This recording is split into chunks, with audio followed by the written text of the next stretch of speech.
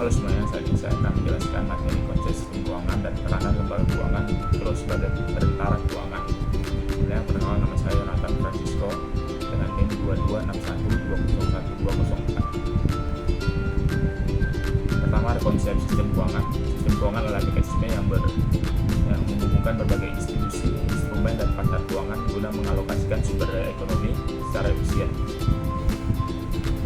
Adapun fungsi utama sistem keuangan tersebut, yang pertama mengalokasikan dana, yang dimana mengalirkan dana dari pemilik surplus ke pihak yang membutuhkan. Yang kedua ada menyediakan likuiditas, memastikan dana tersedia untuk kebutuhan bisnis dan individu.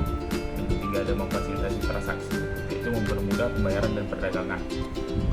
Lalu yang keempat ada mengelola risiko, lalu asuransi dan instrumen derivatif. Selanjutnya ada komponen utama dalam sistem keuangan meliputi yang pertama itu pasar keuangan, yang merupakan tempat jual beli aset keuangan, misalnya saham dan obligasi. Yang kedua ada lembaga keuangan, seperti bank dan non-bank yang menyediakan layanan keuangan. Yang ketiga ada instrumen keuangan, yaitu produk keuangan seperti saham dan pinjaman. Selanjutnya ada konsep sistem keuangan syariah, yang dimana sistem ini berlandaskan prinsip Islam yang melarang riba, garam, dan maisir. Ciri-ciri utama itu pertama bebas dari riba, yang dimana di dalamnya tidak ada bunga dan keuntungan diperoleh secara adil. Yang kedua ada berbasis akad, yang dimana transaksi harus jelas seperti murabahah dan mudharabah. Yang ketiga ada bebas dari garam dan maisir, yang dimana menghindari spekulasi yang merugikan salah satu pihak. Terus yang keempat ada investasi halal, di mana dananya boleh digunakan untuk usaha yang sesuai syariah. Lembaga dalam sistem ini yaitu bank syariah, lembaga keuangan mikro syariah atau BMI, terus ada pasar modal syariah. Selanjutnya yang ketiga ada peranan lembaga keuangan mikro sebagai perantara keuangan. LKM adalah institusi yang menyediakan layanan keuangan bagi masyarakat berpenghasilan rendah atau usaha kecil. Peran utama LKM itu pertama meningkatkan inklusi keuangan. LKM menjangkau masyarakat yang belum terlayani oleh bank, terutama di pedesaan dan sektor informal, memberikan akses kredit, tabungan, dan layanan keuangan lainnya kepada masyarakat miskin. Yang kedua ada menyediakan kredit dan pembiayaan usaha kecil, di mana memberikan pinjaman mikro bagi usaha kecil dan tidak memiliki jaminan atau riwayat kredit formal. Yang kedua ada sumber dana berasal dari tabungan anggota, modal sendiri, atau lembaga donor.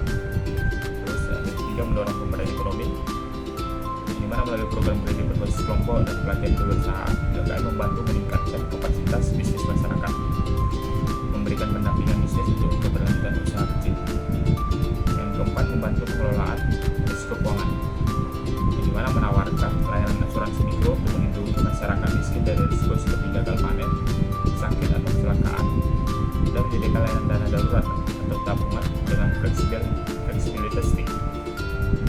Selanjutnya yang kelima meningkatkan stabilitas ekonomi lokal, itu dengan membantu usaha kecil bertahan dan berkembang. LKM berkontribusi pada pertumbuhan ekonomi lokal dan mempercepat perputaran uang dalam komunitas dan mengurangi ketergantungan pada sumber pendapatan luar. Terusnya ada peranan lembaga keuangan mikro syariah (LKMS).